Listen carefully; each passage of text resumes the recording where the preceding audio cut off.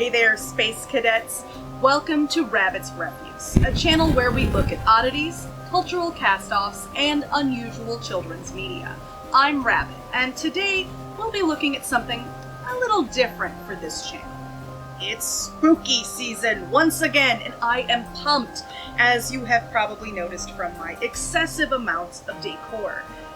I'd like to do the cliche thing, and let's watch a horror movie together, folks. This one's called Die-Ner. Get it? Yes, get it is part of the real title of the film. Yee! We'll be right back. Poodle-type perms, so long. Introducing the first adaptable perm. See the exact level of curl before you decide to keep it. New adaptable perm from the Epic Waves collection. Now learn to perm fearlessly.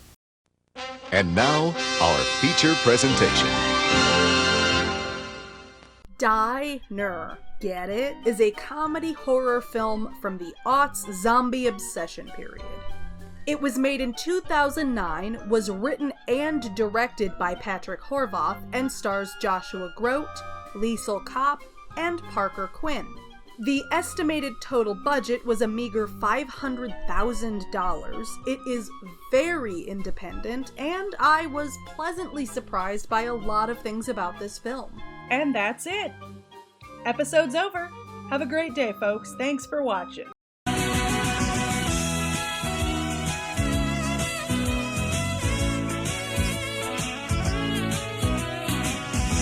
I'm just kidding. Let's talk about the plot and stuff.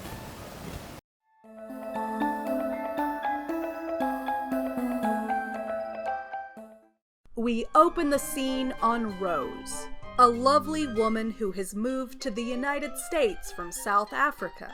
She originally moved because, well, she had a relationship with a man, and since then, it's gone sour. But she tells the story of how she ended up where she is, a third-shift waitress in a lonely, small-town diner. Her tale is filled with her despair and the lessons that she has learned through her life. Our main character, Rose, is a strong, independent woman, but she's been through a lot, and she still manages to be kind and gentle-hearted. She's the kind of person who... And she's dead. Never mind. So's the cook, Fred. And we hadn't even been introduced to him yet. Meet Ken. He's a traveling serial killer who is not only a smarmy asshole, but is also way too relaxed about leaving behind potential evidence. You know, just saying. Ken was dumb enough to leave the door of the diner unlocked, so also meet Rob, Kathy, and Sheriff Duke. Rob and Kathy are a young couple whose relationship has hit a serious rough patch. When we meet them, they're arguing about whether or not to get separated or divorced. John, I want a divorce. Divorce. Duke is the big sleepy sheriff of a sleepy little town. His dispatcher, Jesse, who we also get the pleasure of meeting via their interactions over Duke's radio, is a kindly worrywart sort, and he cares very deeply about Sheriff Duke. Their dynamic is really sweet and actually pretty wholesome. Duke, Kathy, and Rob don't yet know about Ken's killings, but they definitely know that he's super weird. Suddenly, we see Fred walk through the kitchen. It appears that he and Rose have risen from the dead. What? What? What? Hold up, wait a minute. Wow. Ken is shocked, but he's trying to play it cool. Duke tries to hold a conversation with Fred, and he never seems to respond. Bothered by this, Duke decides to go to the kitchen and have a face-to-face conversation with Fred. And then Fred bites Duke's neck.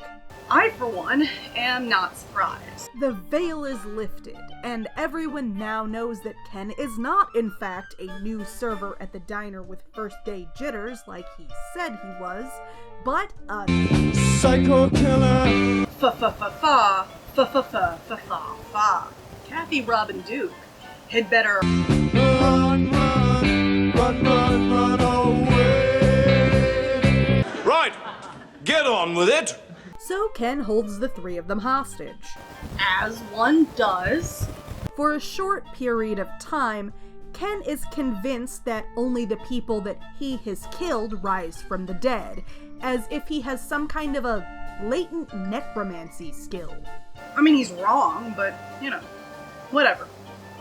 There's a dramatic and poignant scene where Duke tells a heartfelt story about finding out that his wife was pregnant with his daughter. Ken is holding Rob at gunpoint during all of this, trying to force him to attempt to re-kill poor old fry cook Fred.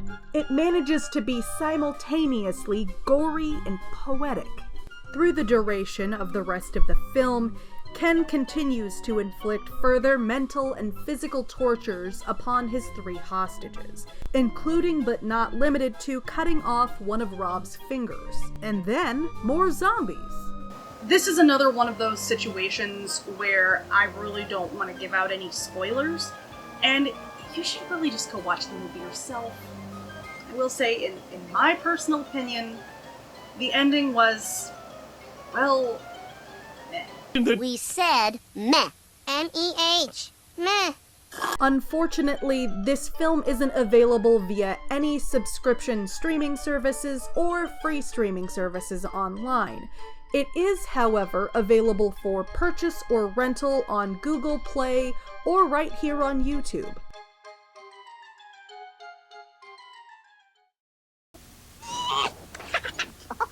Now a report on new Domino's Pan Pizza. Deliver Pan Pizza? Great.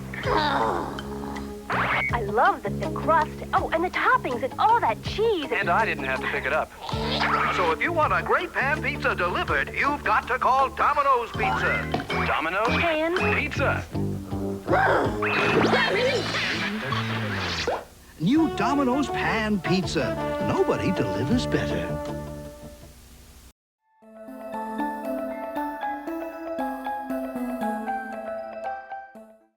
I'm gonna be honest, I don't have a lot of highlights, so here are the few that I did manage to scrounge up.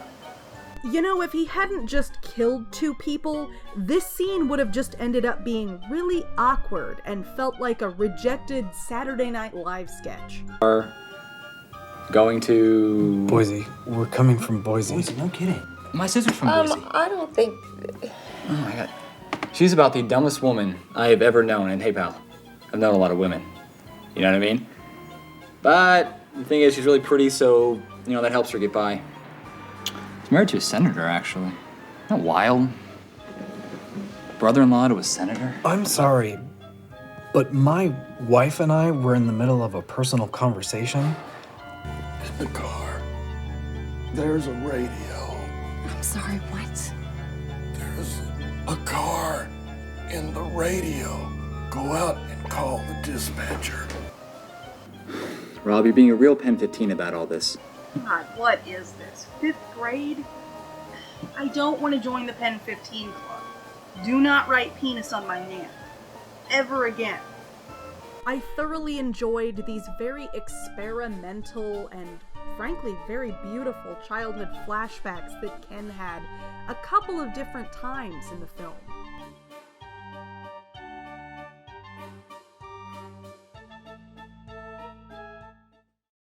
Look out, Central Illinois, the one and only Glamour Shots just hit town and you're gonna love it. Glamour Shots, the professional makeover photo studio that can bring out a beautiful new you. Fabulous hair, luxurious makeup, dazzling wardrobe and accessories. Then the fashion photographer takes over.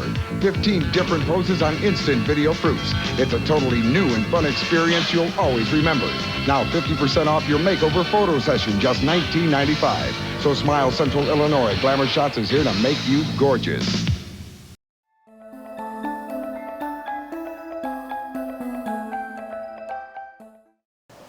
Despite my initial reaction to the trailer, I was a touch disappointed with the representation versus reality kind of situation. I mean, it wasn't as funny as they had shown it to be in the trailer, and it had a lot of these very serious and intense moments, as well as some really stupid ones. And those stupid ones, they were miles away from being a good comedic bit. And needless to say, it didn't exactly max out my old expectationometer. Oh. This is just an old iPod. I just put a sticky note on it. I mean, it's a Z-list horror movie. I didn't expect much. That's all I'm trying to tell you. Anyway, the high notes.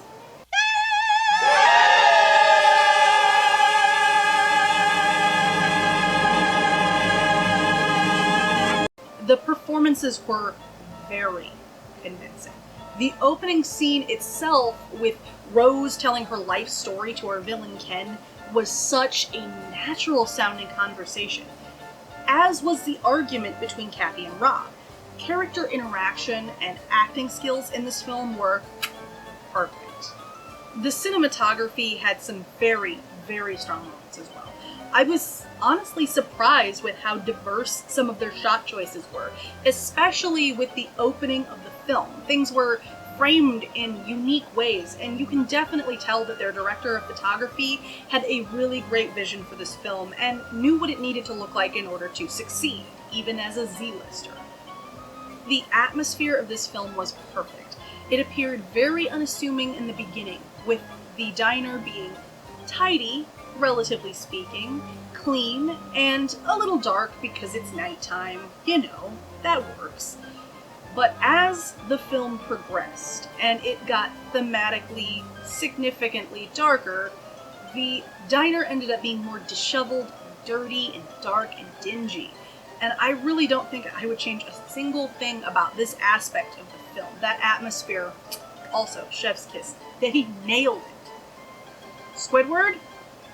The sour note.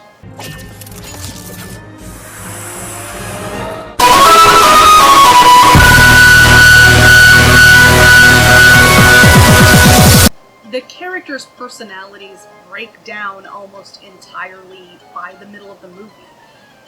This shouldn't be happening. We should see character progression, character changes, not a breakdown.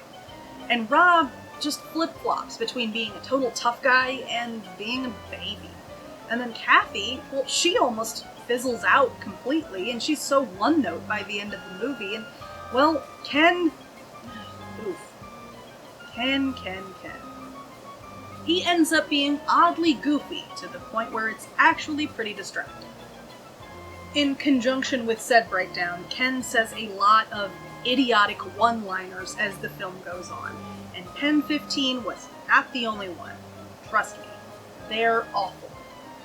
Some of the later zombie extras are really bad and distracting, but honestly, as a Z-list movie, they probably just brought in a bunch of the cast and crew's friends and family for that final day of shooting, and they probably just told them, do your best impression of a zombie, and they shambled around like a bunch of goofballs, and it's honestly kind of forgivable and really endearing. But the worst offender, in my opinion, is the ending, and I'm not going to spoil it, I'm not going to ruin it for you, and you may feel completely differently about the ending when you see the film, but that's really the joy of all of this, isn't it? And don't forget that when you watch movie reviews and essays. Have your own opinion. Go see these. Enjoy them. Support these artists. I'm the pizza devil. I'm coming to possess all your pizzas. Z-list movies are always a special experience. Sometimes you get lucky and you find a real diamond in the rough.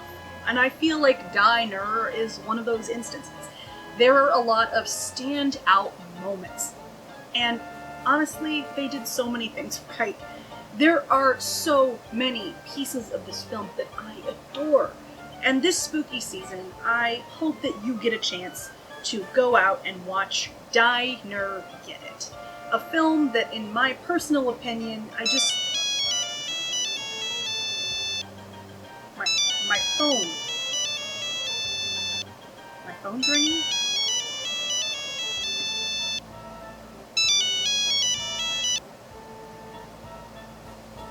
Hello, you've got Rabbit.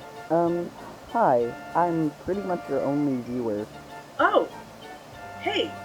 Could I ask you a question? No, I want to thank you. I want to thank you for all of your support, and I mean, I'm new to YouTube, so it just means so much that someone would actually take the time out of their day. Why didn't you do a Halloween episode? Isn't that a big missed opportunity? I'm sorry, what? Yeah, you missed Halloween. It's November, dude. That's very funny. Ha ha ha. I'm serious. Don't you own a calendar or look at your phone while you're in your little VHS dungeon?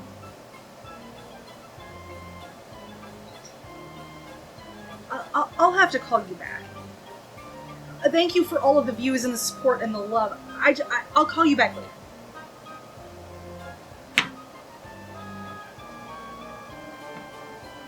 That can't be right. It can't be November. It can't be. It can't be November. I just... Oh no. Oh no! Oh no!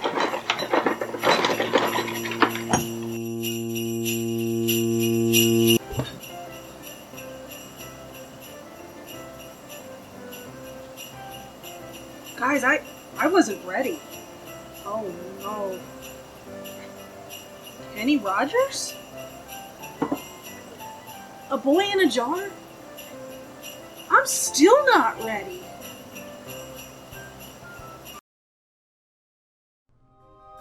Thanks for watching. Subscribe for more disappointment in the future. Hit the bell to be warned when I post more of my awful content. Comment, like, dislike, all that jazz. Come back and listen to me ramble again sometime. See you in the next one.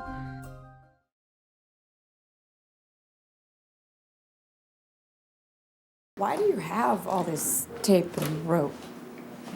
That's what I keep in my rope and tape bag. What else would I put in there? A handbag?